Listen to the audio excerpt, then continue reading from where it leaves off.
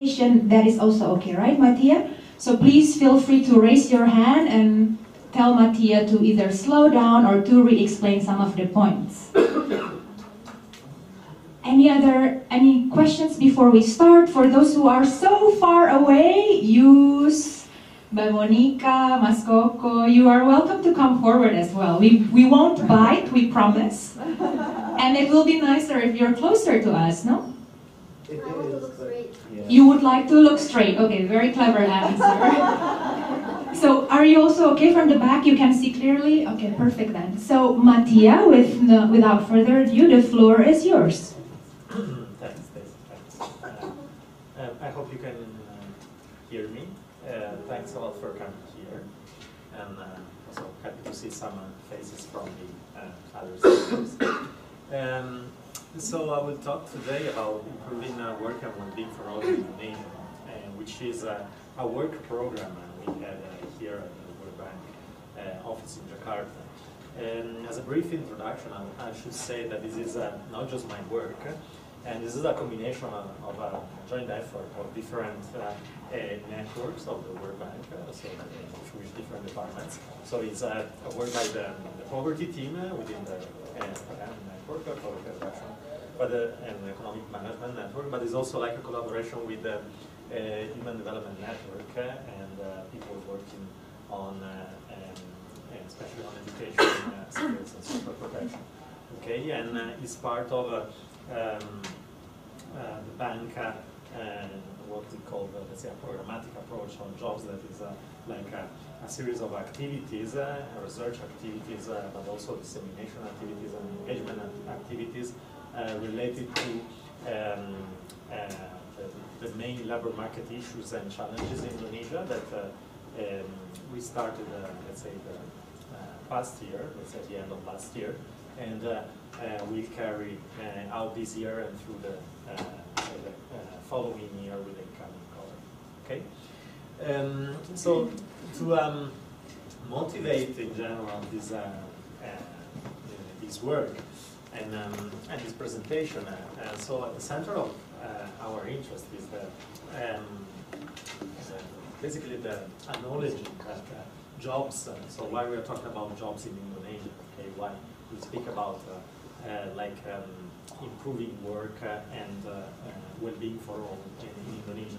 Because jobs have been key, generally, in developing economies for reducing poverty and increasing shared prosperity. Okay, what do we mean by that? Okay, so in developing economies, and in particular in East Asia Pacific region, the number of people that have been exiting poverty, moving out of poverty, okay, in the last 2 decades, because of job creation has been really massive. Okay, so jobs have been really a key driver for poverty reduction. Okay, but the main motivation of this work that we are also doing here in Indonesia is that jobs per se are not enough, okay, to guarantee, let's say, improvement in well-being. Okay, they are, if you wish, like a necessary condition for people moving out of poverty. Okay, but more and better jobs. When I speak about better jobs, it will be clearer later what better jobs means. Okay, but I can anticipate that means like jobs that lead to improvements in productivity and leads to rising wage trajectories. And so better jobs are what is needed to accelerate the country's economic transformation, in particular countries that rely still a lot on agricultural employment, and for all the countries that aspire and kind of are willing to are actually striving to move towards a high income level country. Okay, in particular for those low income, middle income countries that have aspirations of becoming richer and high income countries. Okay, and so better jobs, which means more productive jobs, more productive activities, jobs that have a higher skill content, not just any job.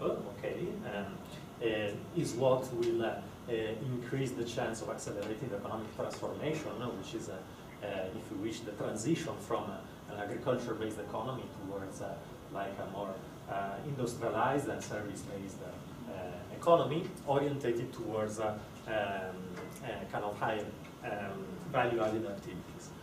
And better jobs is also what is needed to achieve what in the bank jargon, for those who are not familiar with the World Bank, is called a shared prosperity. Shared prosperity means like improving the income condition, or if you wish, the consumption possibility, or in general, the well-being of the poorest population, of the bottom 40%. Okay? Because also what we are observing among many developing economies is that there has been an increase in per capita income. Okay, there has been thanks to sustained growth. Okay, but is like a growth. Let's say the benefits of growth has not been shared homogeneously across the population, and kind of the poorest part of the population has been left behind. Okay, and is also a challenge that we want to address here in Indonesia. So in general, the motivation is like a general foundational motivation for this work, okay, that is common for, if you wish, all the importance of jobs for all developing countries that have these higher aspirations. And the specific motivation for Indonesia is, we think that it is important to put jobs at the core of Indonesia development strategy or development agenda, okay? And we think that it is really the right thing to do, since now Indonesia, let's say the Indonesia development story is in the last 20 years is a story of remarkable success. So Indonesia, after the end of the 90s economic crisis, has become part of the G20. Okay, so in less than 15 years, it has like high aspirations of becoming a high-income country, but still needs to address important challenges, which are high inequality and vulnerability. Okay, so not only we think that it is the right thing to do now, I think now it is also that the right time of putting jobs at the core of the development agenda. Okay, why? For a number of reasons. The main one are that the macroeconomic outlook is still favorable. Okay, there are still like strong macroeconomic fundamentals, although the prospects of growth are not as optimistic as they were, let's say, 5 years ago. And the demographic bonus is expiring soon. Okay, what is the demographic bonus? Is like a large pool of a young population entering the labor force. Okay, and by 2030, this demographic bonus is expected to expire, and what is called the dependency ratio, so which is basically the ratio between old age population and population in working age, okay, will increase. Okay, so Indonesia will start to experience aging, okay, as other Asian countries are already experiencing, and other kind of more advanced economies have already experienced. And also, it is the right moment to discuss about this, because it's also like an election year, so we want to take this as an opportunity, okay, to try to set up, ideally, let's say, and contribute as an institution to the jobs agenda for the incoming government, and hopefully try to influence the incoming government of adopting the right series of policies to create more and better jobs. Okay, so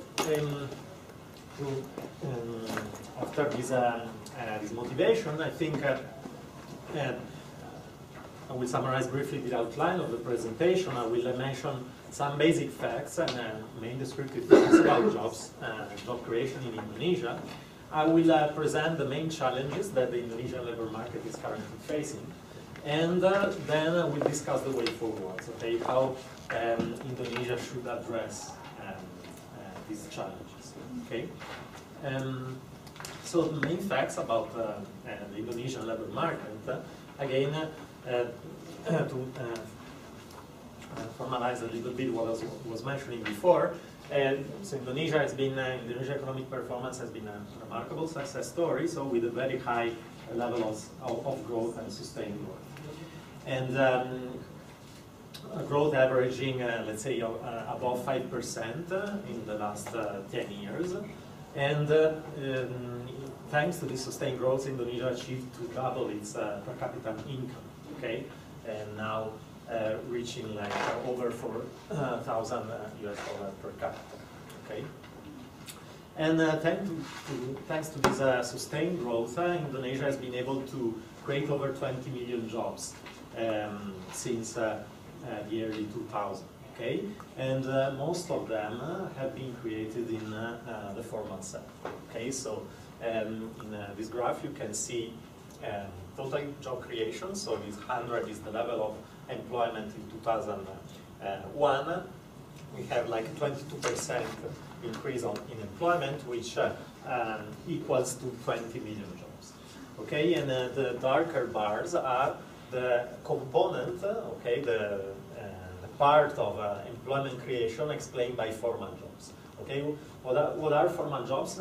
Here we adopt a definition that the National Statistical Institute is adopting. Okay, so there is a definition based on the Labor Force Survey, type of occupation and status in employment. Okay, then we can discuss about it more later. Let's say that it is a definition that goes a bit beyond the simple definition of salaried employees. Okay, so formal employment according to BPS is not just salaried employees, okay, but also casual workers, if I'm not wrong, in some sectors. Okay, so again, it's a definition that can be questioned in the sense that in other countries the share of the formal sector is captured, for instance, by workers contributing to social security, okay, or workers working with a written contract, okay, and we are also like in the process of starting discussing with the National Statistical Institute of adopting eventually different definitions, okay, but so far I will stick to, let's say, their official definition of formal jobs. And when we look at, for instance, a share of workers contributing to social security, okay, you will see much. You will see that the coverage, let's say, of the importance of formal workers is much lower. Okay, so in terms of workers contributing to social security, let's say the numbers, the figures are still very low. Okay, and this is I think one of the challenges that Indonesia is still facing, and the current social security reform is one way forward to let's say, with respect to this challenge. Although it's not a process, it's a process that will take time, that has just started. Okay, and hopefully we'll see improvement also on that side. So one of the driving force of job creation, in particular of employment creation, has been urbanization. Okay, urbanization has been a strong engine of employment growth.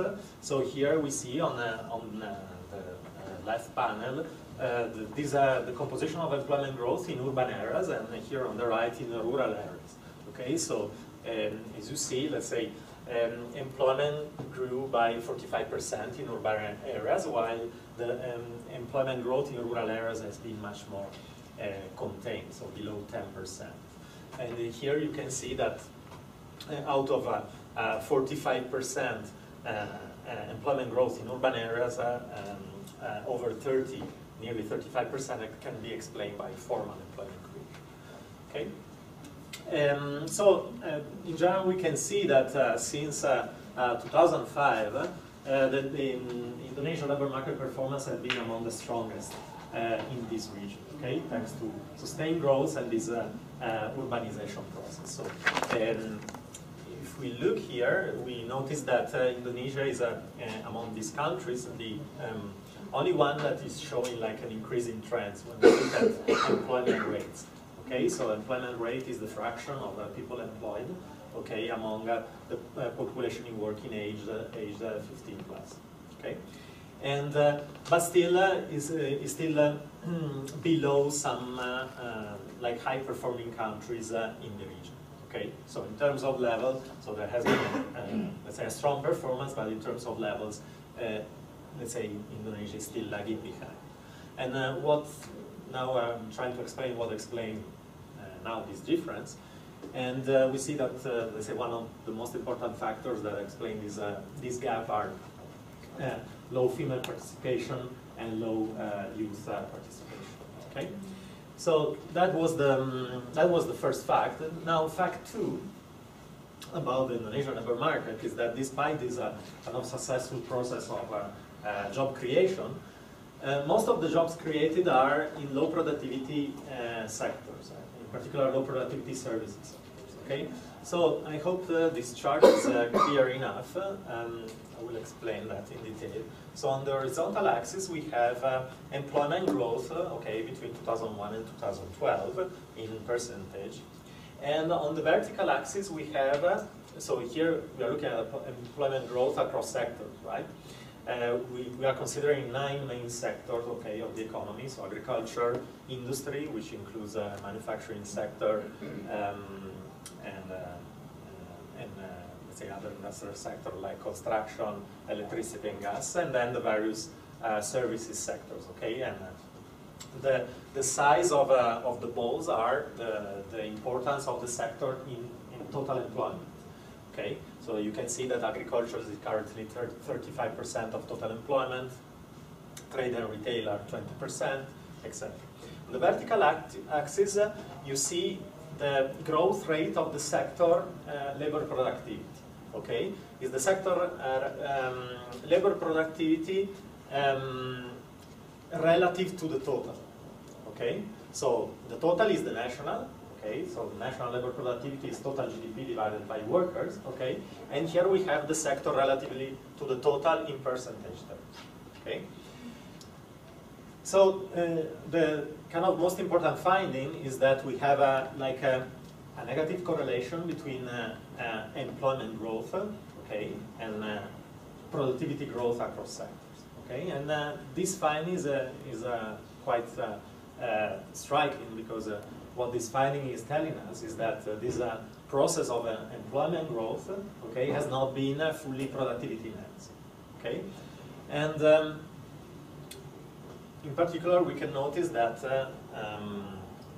the largest sectors, and here kind of anticipating some of the next slides, the largest sectors are also relatively low productivity ones.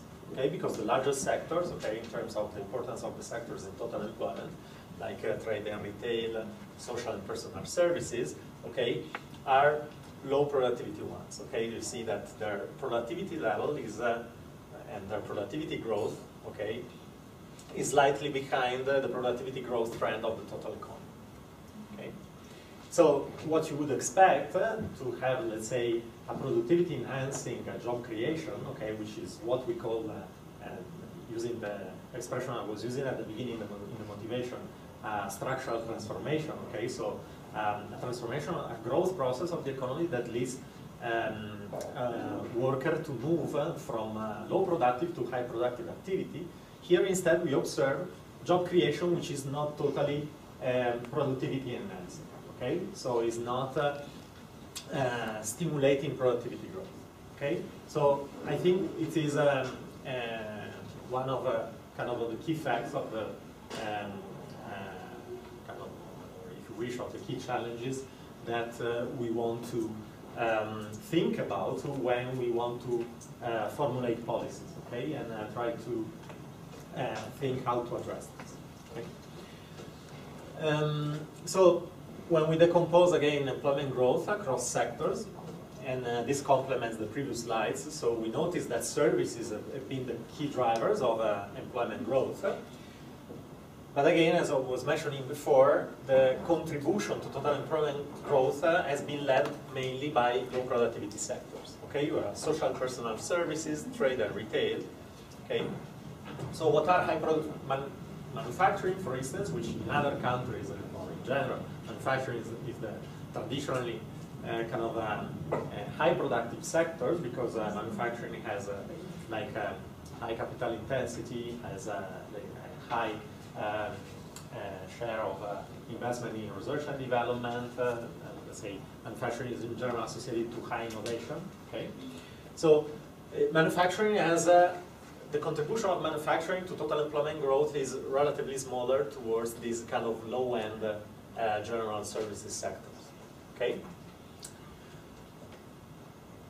And actually, when we look at the type of occupation in the contribution to total employment growth, so we see that, say, 70% can be explained by an increase in dependent employment, okay? But still, you see like 30% that is still driven by an increase in casual workers, okay? Casual workers are workers who, let's say, work for a short period of time and can work at the same time for multiple economies, but they have high productivity like finance or mining.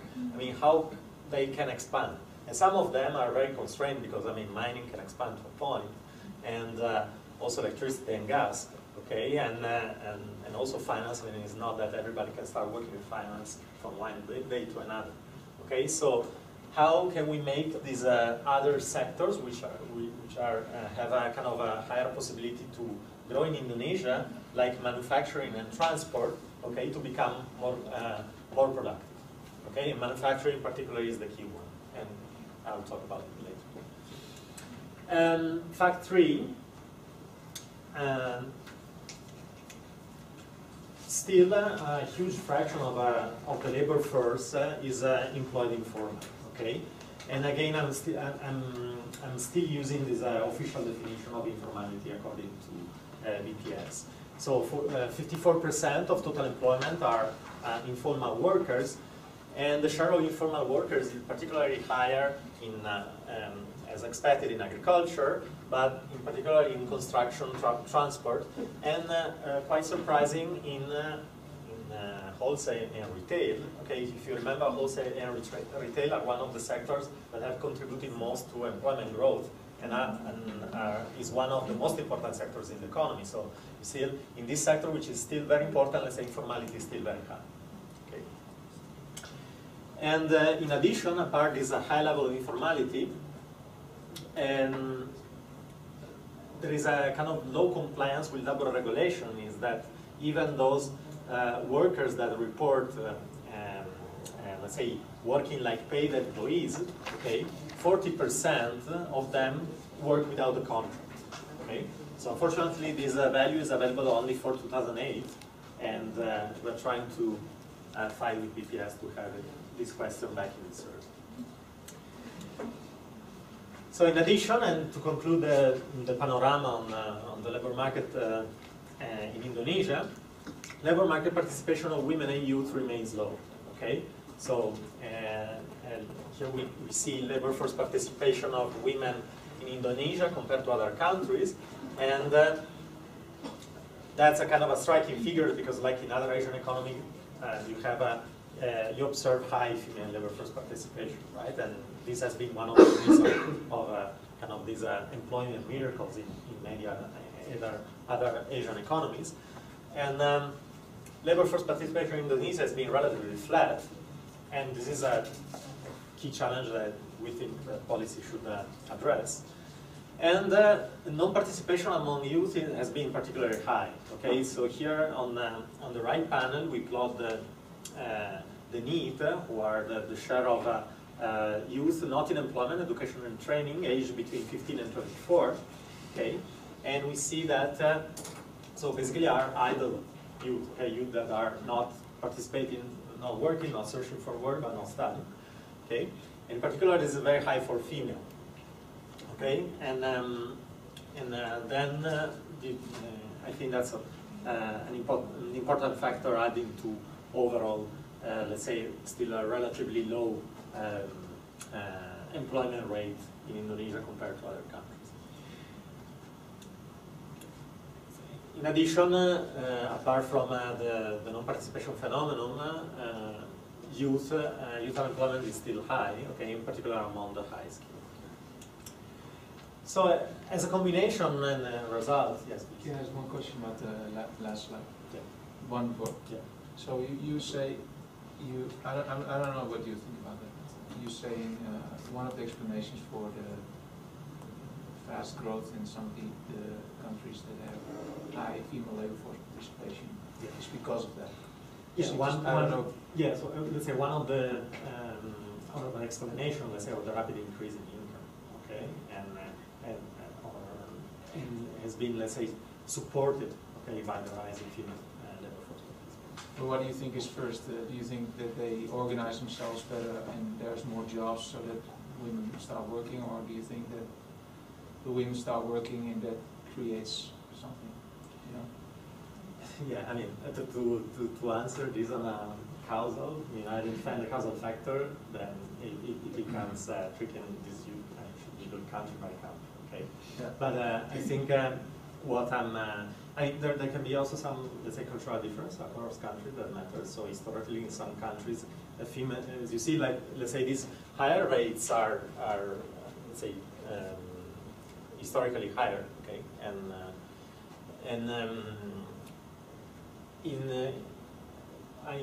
I know, for instance, apart from Asian countries, I know that, for instance, in Latin American countries, female participation in some countries has increased importance, okay, and this has contributed to like overall increasing participation rates at the country level, okay, and this has been a result of a specific policy aimed at like increasing formalization, like of female workers, in particular, like female micro entrepreneurs.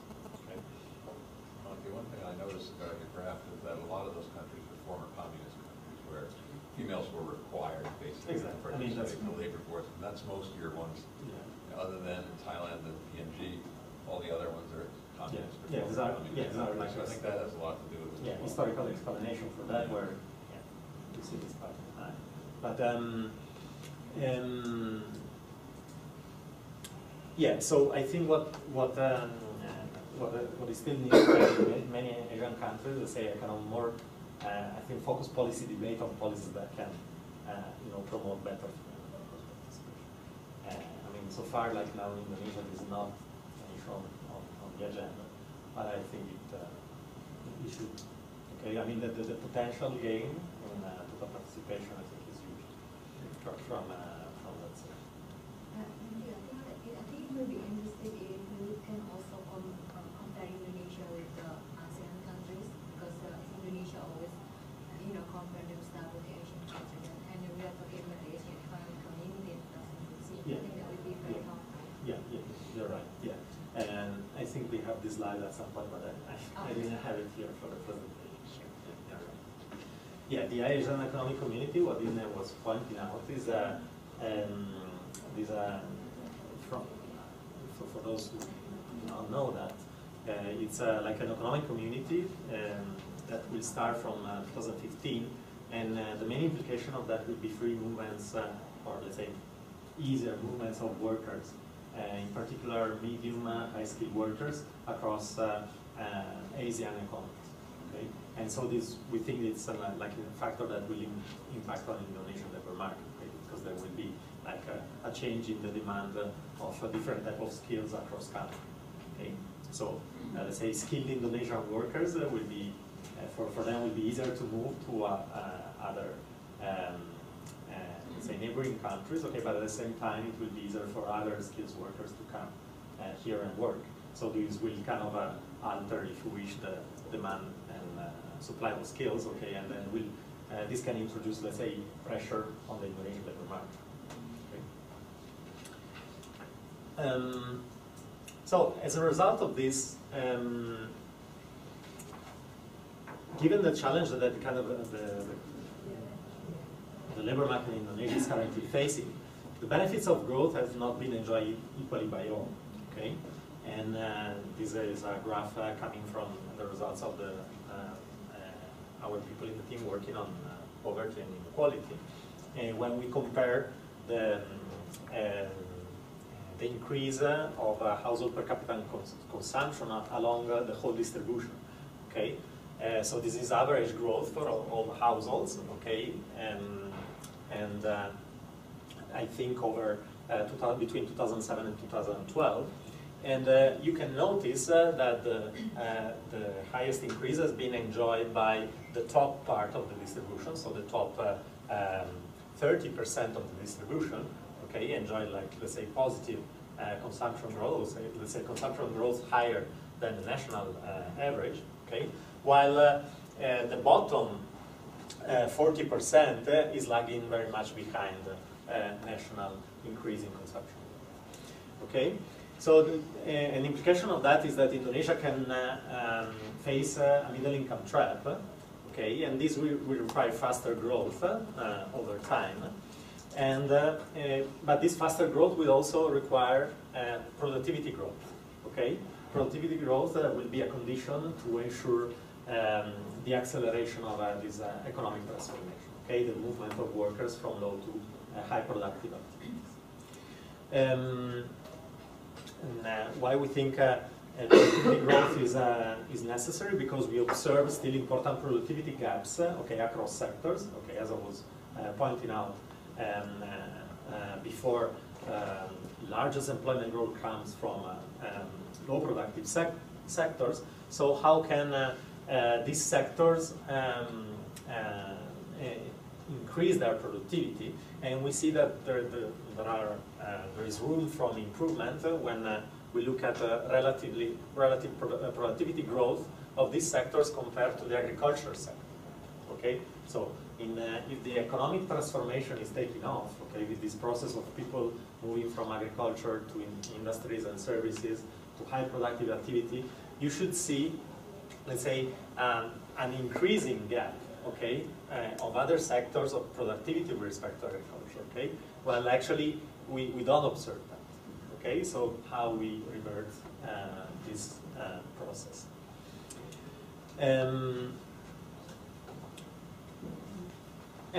One implication is that increased prosperity, so increased growth and increased well-being in Indonesia needs to be shared. Okay, when we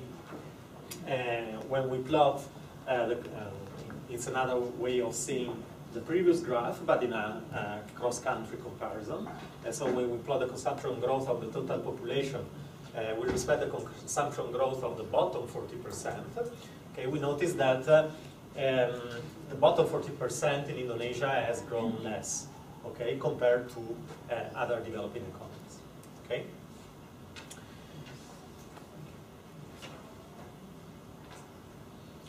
And this is why we think that one of the greatest challenges that Indonesia needs to address is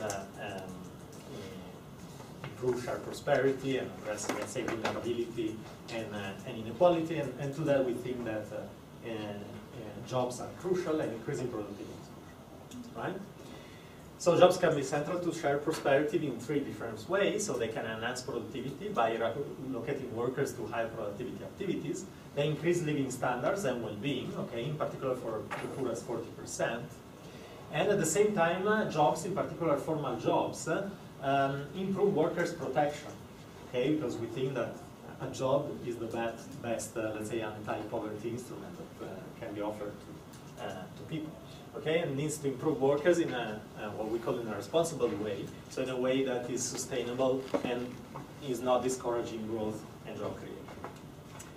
Okay, so the main challenge that we identify, so after this broad overview of on the Indonesian labor market, you have already had a look on the main challenges of the Indonesian labor market, but let's try to identify what we think are the most important challenges.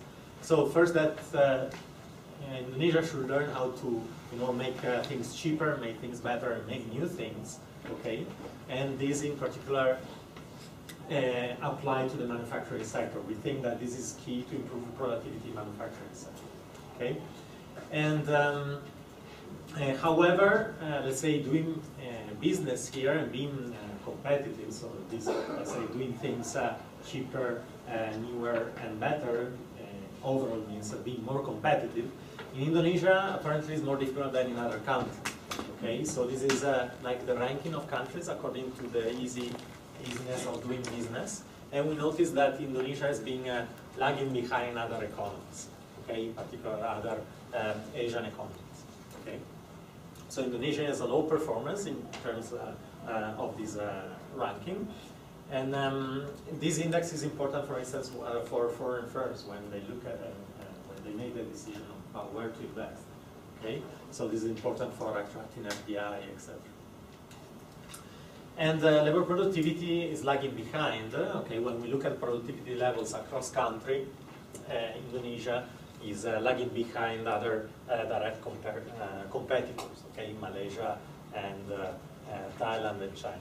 Okay, and in particular in the manufacturing sector, okay, where there has been an increase in productivity manufacturing, but this increase has been lower than the increase registered in other countries. Okay, so this is, if we reach the productivity gap in manufacturing for Indonesia compared to other countries. So why there is this competitiveness gap in Indonesia? Well, one of the explanations is that most firms in Indonesia are small. Okay, so small firms are less likely to drive innovation, to adopt new technology, and to expand. Okay, and so nearly 99% of firms in Indonesia are firms below 20. So 95% are firms with below 20 employees, okay? And so these firms are also less likely to invest in research and development, and so this is, we think, is like a constraint to innovation and competitiveness. And these small firms are also less productive, okay? This is, let's say, on paper, let's say small firms can also be productive, okay? Can adopt new technology, but what is happening in Indonesia that small firms are less productive than large firms. Okay, so when we decompose total factor productivity by type of firm's characteristics, we notice that basically the gains or the factors that explain most total factor productivity growth are basically being exporter. Okay, and when we look at small medium enterprise. Small medium enterprise have contribute negatively to total factor productivity. Okay, and so apart from constraints associated to the firm structure, there are constraints associated to the general economic environment, okay, or supply side constraints. So in Indonesia, it is more complex and it requires more time to start up a business. And innovation is more difficult because of low expenditure in research and development, okay, which is below 0.1% of GDP as against 1.5% of GDP in China and 0.6% of GDP in Malaysia. Okay, so low research and development means low researchers in the private and public sectors, and therefore, let's say, less probability of innovating and creating, let's say, better jobs, high productivity jobs, jobs that leads to, let's say, increasing wage profile. Okay, so a constraint to the productivity growth is the availability of skills, okay, in the Indonesian labor force. Okay, of course, we observe, like the positive side of this is that we observe positive trends and improvements in the educational attainment of the labor force. So here we can look at the labor force composition, okay, the total labor force composition for total population age 25 plus and the youth. And we notice that the share of university graduates is increasing, okay, but it's still very slow, okay, in the population, okay, still below 10%, okay. And so in let's say the improvement in the increase in the supply of tertiary education graduates, let's say, will be let's say possible answer to the productivity gap in, let's say, 10, 20 years, okay, when, let's say, more cohorts finish tertiary education.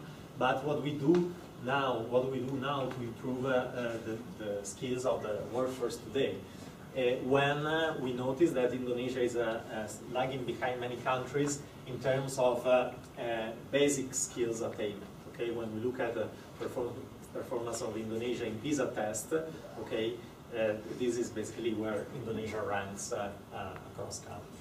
Okay, and here is how Indonesia ranks according to a benchmark against the per capita income level in terms of labor force with tertiary education. So, of course, the supply of skills is improving, but is still lagging behind other relevant developing economies. Okay, so what we observe is that as a consequence of that, many new labor market entrants have not the skills demanded by the market. Okay, and this analysis has been carried out by the people in the HDM network working on education. Okay, and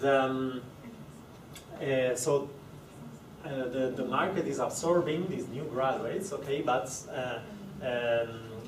what firms or employers state is that the new are in a situation of non-compliance, in the sense they will not receive severance pay when they are terminated. Okay, and here on the right panel, you can see the percentage of employees who report earning less than the minimum wage across consumption side. So among poorer workers, let's say over 50% receive wage below minimum wage. Okay, and the non-compliance with minimum wage is still high and has not been declining. Okay, also the data from most recent 3 years confirm. Okay, so the three challenges we mentioned, let's say one is the productivity gap and the competitiveness. The second is the skills gap. The third is the regulation aspect. Okay, a regulation which is heavy on paper, but in practice is offering poor protection to workers. Okay, and so this high regulation on paper can discourage the expansion of permanent and formal labor. This is an employment protection legislation index produced by the OECD, and we notice that Indonesia is actually ranking very high, close to some southern European countries. Okay, well, one could argue that this index could be weighted by the share of the formal labor force, for instance, but still, I mean, these are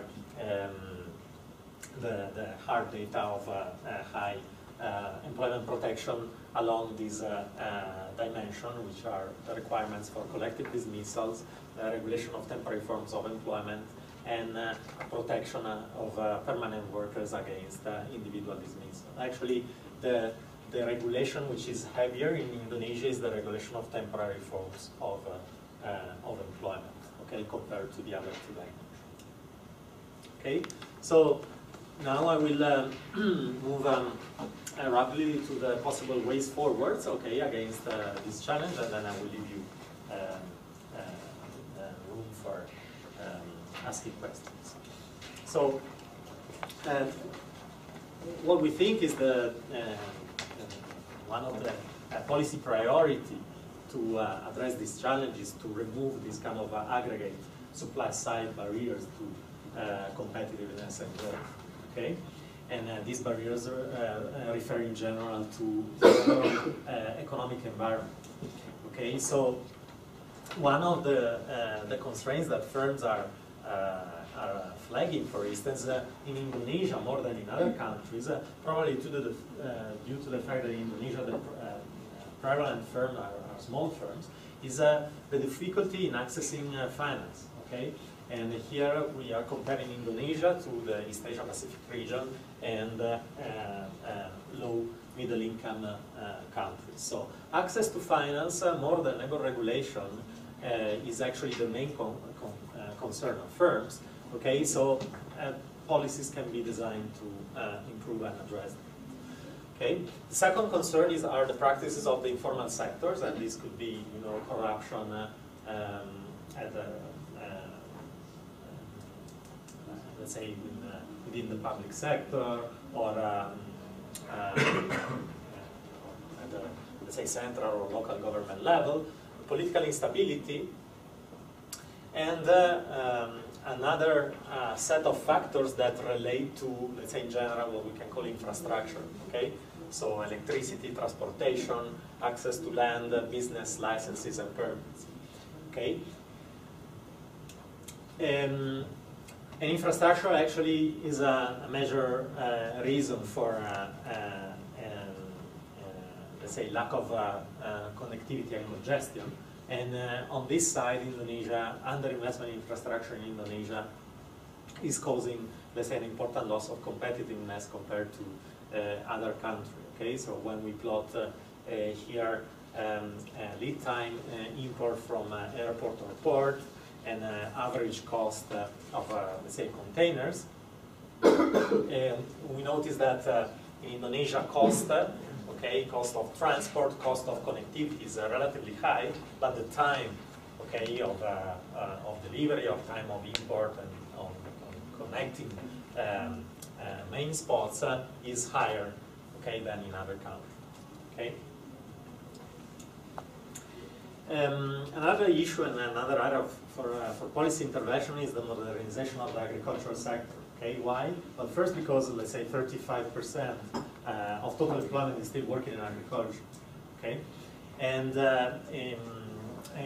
apparently Indonesia has not experienced, let's say, a productivity revolution in agriculture as other countries did. And in particular, I think, talking to agricultural experts here at the bank, they claim that what the agricultural sector is still missing is, let's say, better access to land, but also better mechanization, access to water and irrigation. Okay, and also the land market is apparently underdeveloped in Indonesia. Okay, so these things could improve the productivity in agricultural sector, and could raise actually wage in agricultural sector, and this is something that we have observed in other middle-income countries that, for instance, have moved from, let's say, more extensive type of cultures towards like more refined, and high value-added cultures, like in Latin America. I know the example of Chile because I've been working there. And they moved towards these, vineyards type of cultures, or Napa Valley type of development that increased the productivity in agriculture and created better jobs in agriculture.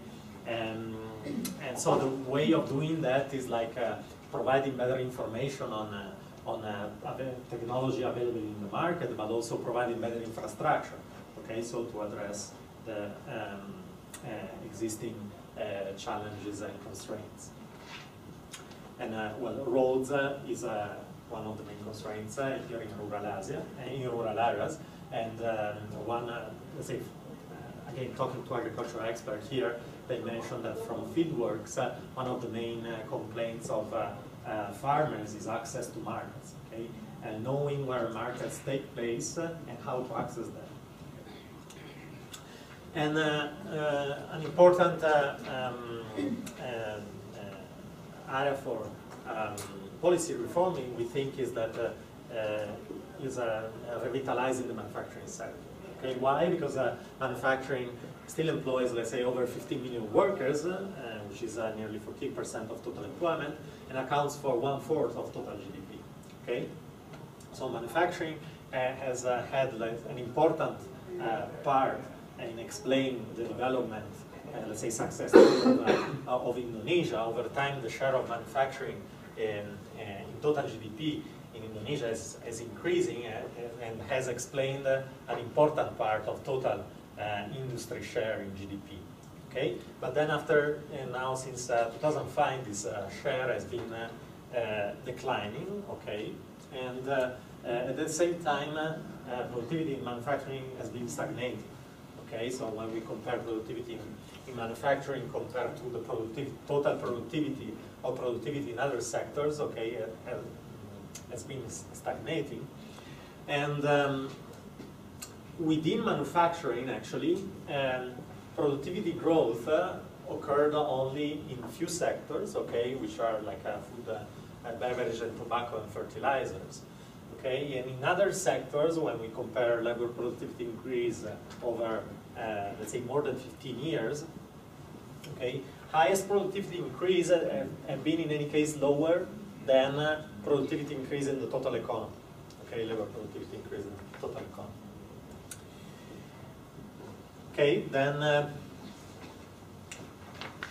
second policy avenue to address the challenges is to address the skills and productivity shortage of the workforce, okay, in particular the skills shortage, so how we develop and enhance skill. So I think intervention is needed on a series of levels. So it is needed to improve the quality of basic education, starting from early childhood by stimulating more early childhood development program. But also like improve the quality and the skills endowments of those who are the new entrants in the labor market, okay, in order to address this mismatch problem that employers are flagging, okay. So and this means improving information and intermediation in the labor market, okay, but also promote training, okay. So one of the constraints of to skill developments in Indonesia is that because of the limited number of large firms, training is not widespread. Okay, very few firms provide training.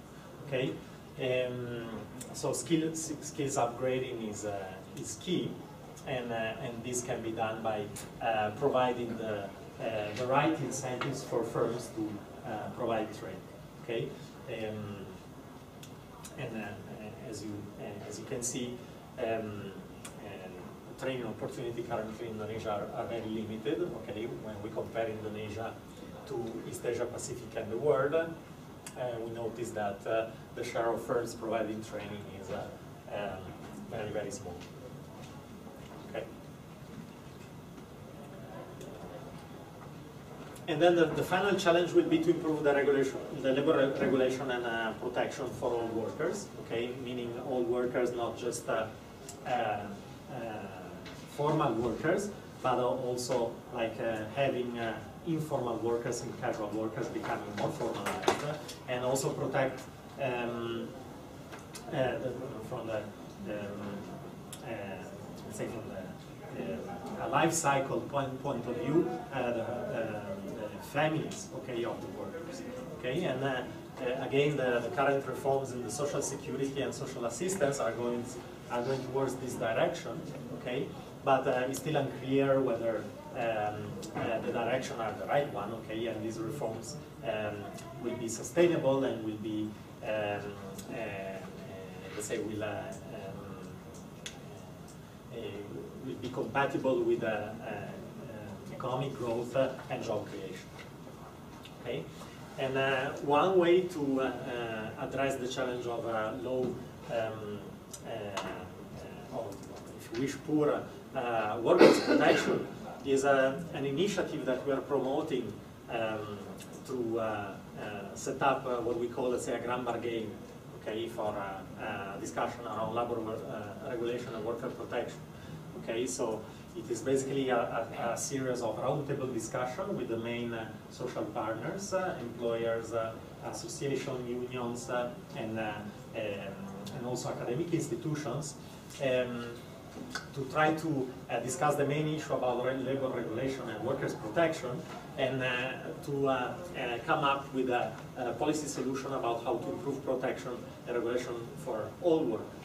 Okay, so and one of the issues that we are tackling in this roundtable discussion is, for instance, the minimum wage reforms. Okay, so how we kind of change the current minimum wage setting. Okay, which is basically affecting creating a lot of, let's say, political conflicts and creating a lot of uncertainty, in particular for employers, and how we move towards, let's say, a more depoliticized and kind of certain, simple and fair mechanism of a minimum wage set.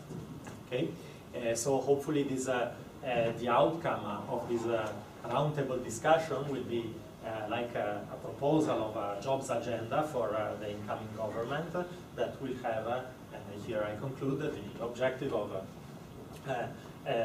promoting policies that protect workers against risk and boost better jobs, provide workers with the right skills, and at the same time remove the barriers that prevent fully the structural transformation of the economy. So that's all, and if you have questions, please. Thank you very much, Mattia. Shall we give him a round of applause? Silahkan Bapak dan Ibu. Please, if you have any questions, raise your hand, identify your name, institution, and you can fire away with your questions.